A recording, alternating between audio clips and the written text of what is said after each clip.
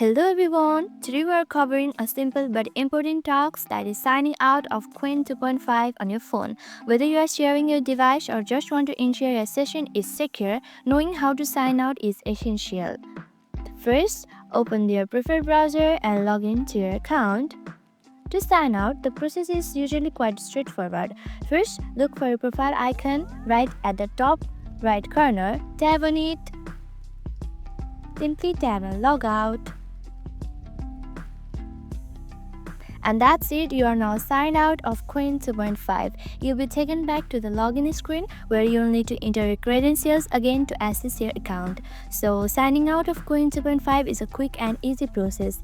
It's a good habit to get into, especially if you are using Qwen 2.5 on a shared device. If you have any other questions about using Qwen 2.5, let me know in the comments below. And don't forget to like and subscribe for more helpful tutorials. Thank you for watching. Bye-bye.